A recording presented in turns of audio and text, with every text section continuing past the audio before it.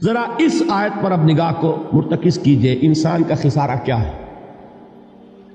دیکھیے، سب سے پہلے میں آپ کی توجہ دلاؤں گا، ذرا آنکھیں کھول کر قلب حساس کے ساتھ نوع انسانی کا مشاہدہ کیجئے، کیسے کیسے دکھ، کتنی تکلیفیں، کتنی محنت، کتنی مشقت ہے جو ہر انسان کا مقدر۔ قرآن مجید میں ایک مکمل سورت ہے، سورت البلد، اس میں اللہ تعالیٰ نے متعدد قسمیں کھا کر ایک بات کہی، لا اقسم بہذا البلد وانت حل بہذا البلد ووالد وما ولد لقد خلقنا الانسان فی کبد۔ ہم نے انسان کو مشقت ہی میں پیدا کیا، یہ مشقت ہر انسان کا مقدر ہے۔ لوگ گھروں کو چھوڑ کر آئے ہوئے ہیں، کہاں کہاں انسان جاتا ہے، یہ اس دنیا میں محنت اور مشقت۔ ہاں، ایک مغالطہ ہو جاتا ہے کہ شاید یہ محلوں میں رہنے والے جو ہیں انہیں کوئی مشقت نہیں، انہیں کوئی دکھ نہیں، حالانکہ حقیقت یہ نہیں ہے۔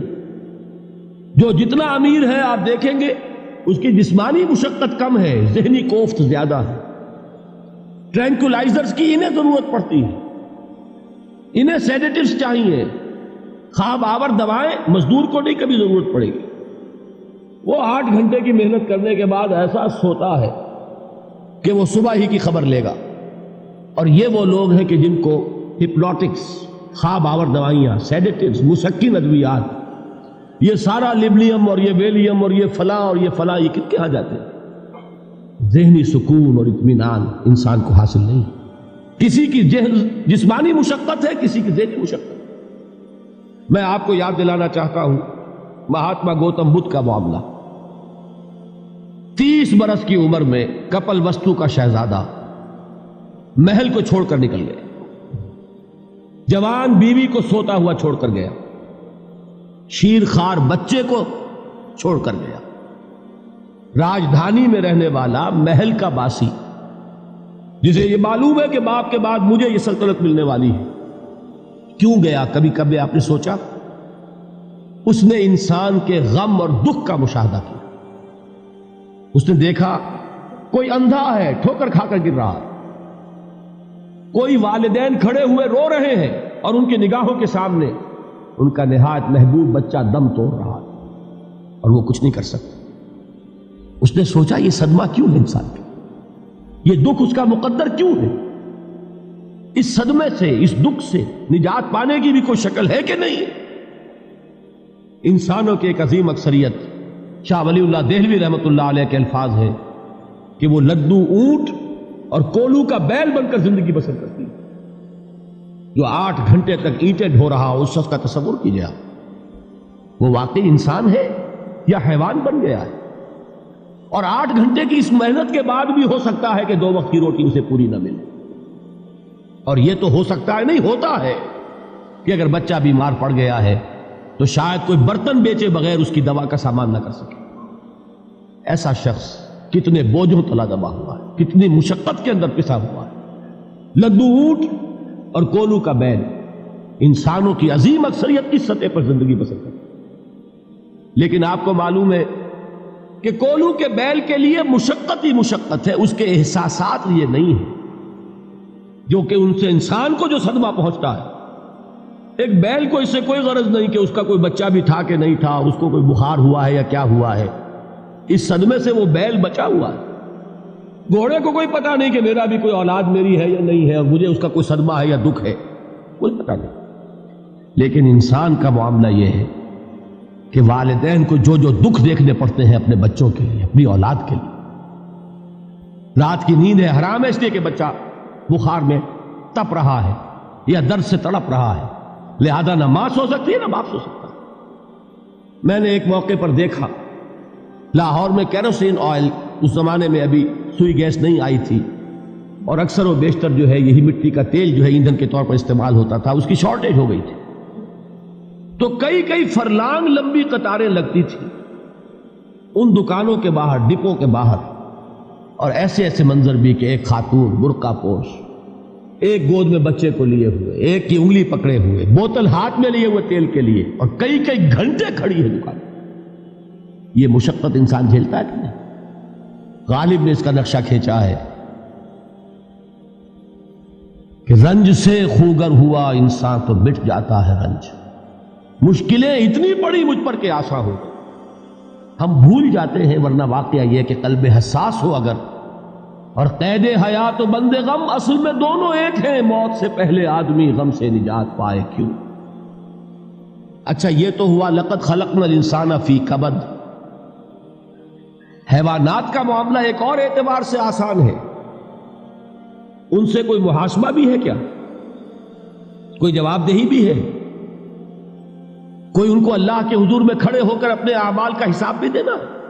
نہیں. انسان کی یہ ٹریجڈی ہے، یہ المیہ ہے انسان. اس کو بھی قرآن مجید کی ایک سورت میں قسمیں کھا کر اذا السماء انشقت، اس کے بعد کیا فرمایا؟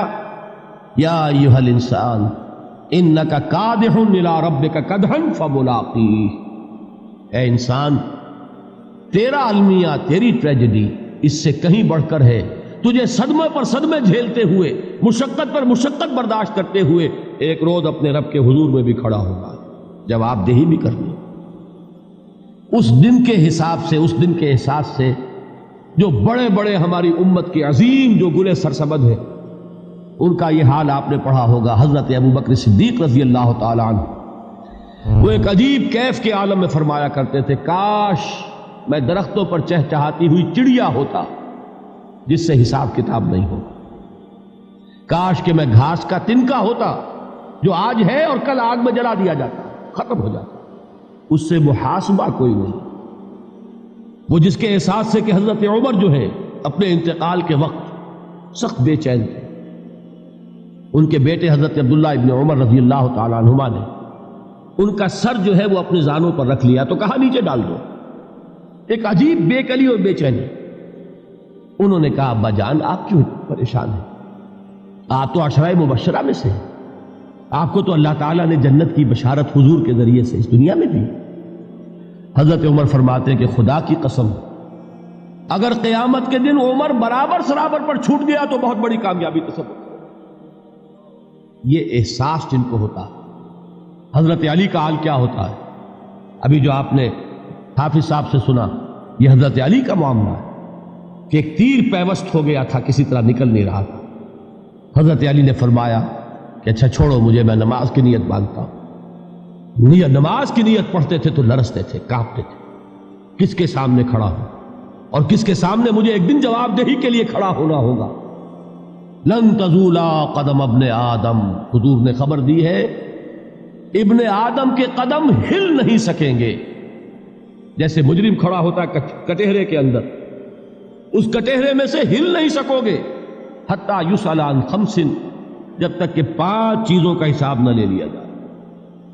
وہ 5 چیزیں کیا ہیں؟ کان کھول کر سنیے. عن عمرہ فیما افناہ، عمر کا حساب دو. یہ 80 برس اور 70 برس ہم نے تمہیں دنیا میں دیے، کہاں ضائع کیے. وعن شبابہ فیما ابلاہ، اور خاص طور پر جوانی کا دور، امنگوں کے دن، ولولے ہوتے ہیں، قوت ہوتی ہے، توانائی ہوتی ہے، آدمی چلتے ہوئے زمین پر پاؤں مارتا ہے، قوت جو ہے وہ اپنا اظہار چاہتی ہے. یہ جوانی کہاں گلائی؟ حساب دو، ایک ایک لمحے کا حساب دو. وَعَن مَالِهِ مِنْ أَيْنَ اكْتَسَبَهُ وَفِيمَا أَنْفَقَهُ، ایک ایک پائی کا حساب دو. مال کا کہاں سے کمایا تھا، حلال سے کہ حرام سے، اور کہاں خرچ کیا تھا، گل چھروں میں، عیاشیوں میں، یا نیکی کے کاموں میں، ادائے حقوق اللہ کے دین کے لیے. 4 سوال ہو گئے. 2 زندگی کے بارے میں، ایک زندگی پوری بحیثیت مجموعی کہاں کس کام میں لگائی، اور خاص طور پر شباب کا دور کہاں لگایا. 2 سوال مال کے بارے میں، کمایا کہاں سے، حلال سے کہ حرام سے، جائز سے کہ ناجائز سے، خرچ کہاں کیا. اور آخری سوال وَعَمَّا عَمِلَ فِيمَا عَلِمَ، جو علم حاصل کیا تھا اس میں عمل کتنا کیا. علم کے انبار لگاتے چلے گئے اور عمل کے آغاز کی بھی نوبت نہ آئی. یہ علم جو ہے یہ اس روز سب سے بڑا وبال بن جائے گا. اتنا علم اور عمل کچھ نہیں، بجائے کہ کریڈٹ کا ذریعہ بنے یہ الٹا ڈیبٹ کا کھاتا بن جائے. یہ جواب دہی کا احساس ہے کہ جس کی وجہ سے انسان کی ٹریجڈی جو ہے وہ دوہری ہے. کوئی حیوان اتنے بوجھ تلے نہیں.